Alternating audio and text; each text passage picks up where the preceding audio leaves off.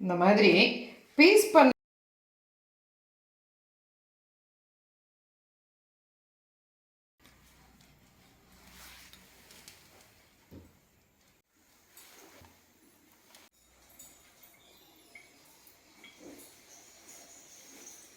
Hello friends, welcome to our channel. இன்னைக்கு பதிவில் நிலக்கடலையும் பாலும் வச்சு சூப்பரான ஒரு பர்ஃபி ஐட்டம், ரொம்ப குயிக்காக ரொம்ப சூப்பர் டேஸ்ட்டாக எப்படி செய்கிறது அப்படின்னு இன்னைக்கு பதிவில் பார்க்கலாமாங்க.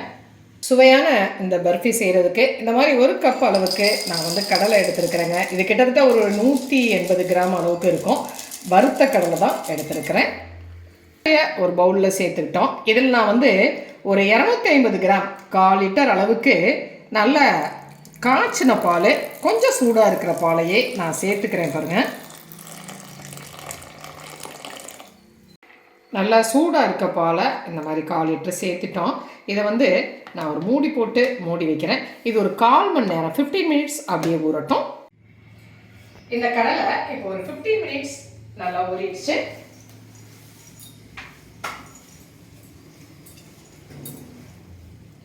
இதை இந்த மாதிரி ஒரு மிக்ஸி ஜாரில் நம்ம சேர்த்துக்கலாம். சேர்த்துட்டு கொஞ்சமாக அரைச்சிக்கலாம். பாருங்கள், இந்த அளவுக்கு ஒரு பேஸ்ட்டாக ரெடியாக இருக்குது. இதில் வந்து நான் இன்னுமே ஒரு 1/4 லிட்டர் அளவுக்கு பால், சும்மா லைட்டான வெது வெதுப்பான பால், காய்ச்சி ஆற வச்ச பால், அதை சேர்த்துட்டு இதை நைஸாக அரைச்சிட்டு வந்துடுறேன்.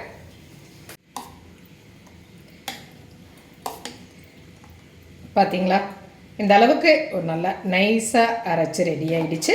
இப்போ இந்த மாதிரி ரெக்டாங்கிள் ஷேப்பில் ஒரு பவுல் எடுத்துக்கிறேன். இந்த பவுலில் நான் ஒரு பட்டர் பேப்பர் வச்சுட்டு அதில் நெய் தடவிடுறேன். பாருங்கள், இந்த மாதிரி நெய் அப்ளை பண்ணி ஒரு பட்டர் பேப்பர் வச்சுருக்கிறேன். நீங்கள் நெய்க்கு பதிலாக ஆயில் கூட சேர்த்துக்கலாங்க. நெய்யே சேர்த்தாமையே இந்த ஸ்வீட் செய்யலாம்.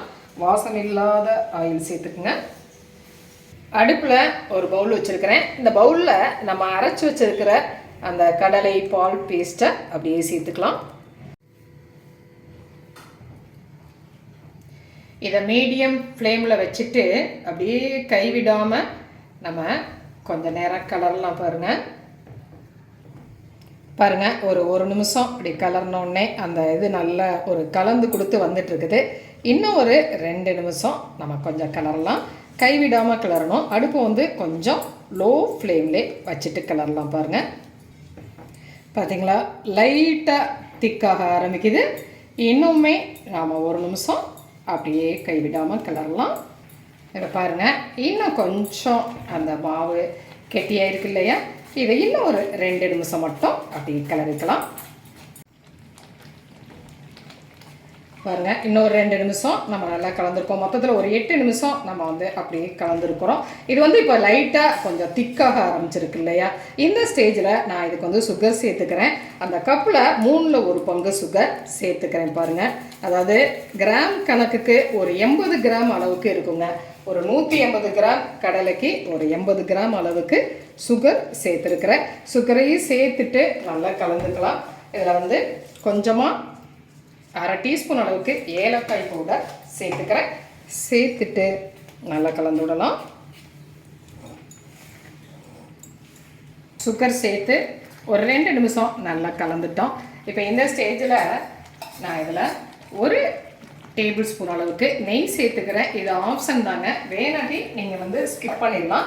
சும்மா ஜஸ்ட்டு ஒரு மினுமினுப்புக்காகத்தான் நான் அந்த நெய் சேர்த்துறேன். இன்னுமே ஒரு 3 நிமிஷம் இதை நல்லா கலந்து விடலாம்.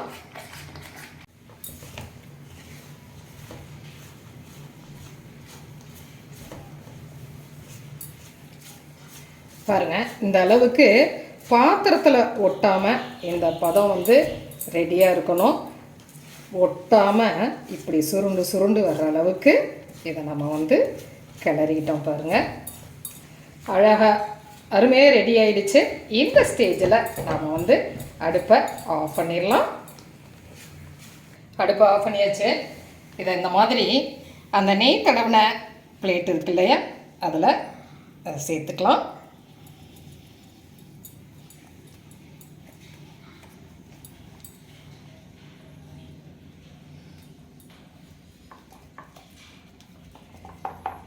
சேர்த்துட்டு இதை நல்லா பரப்பி விட்டுடலாம்.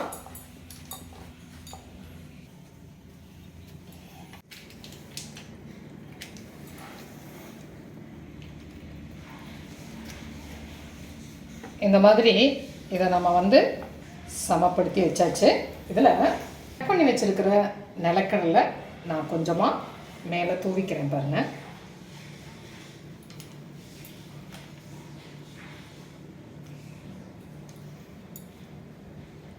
தூவியாச்சு.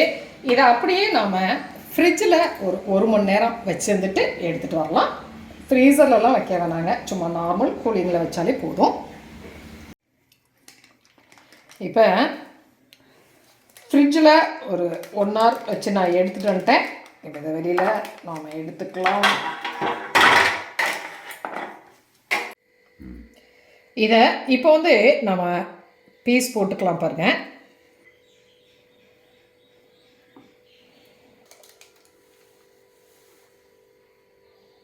இந்த மாதிரி பீஸ் பண்ண கேக்குகளை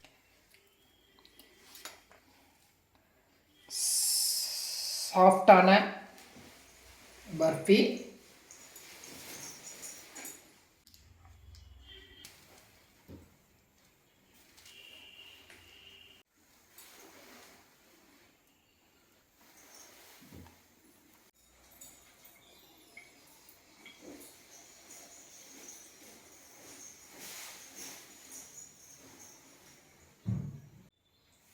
சுவையான டேஸ்டான நிலக்கடலை பர்ஃபி ரெடி ஆகிடுச்சுங்க. நெய் எதுவுமே சேர்த்தாம வீட்டில் இருக்கிற பொருட்களை வச்சு ரொம்ப குயிக்காக ரொம்ப டேஸ்ட்டாக நம்மளால் செய்ய முடியும். செஞ்சு பார்த்துட்டு உங்களுடைய கமெண்ட்டை சொல்லுங்கள். இந்த பதிவு உங்களுக்கு பிடிச்சிருந்துச்சுன்னா சப்ஸ்கிரைப் பண்ண மறக்காதீங்க. லைக் பண்ணுங்கள், கமெண்ட் பண்ணுங்கள், ஷேர் பண்ணுங்கள்.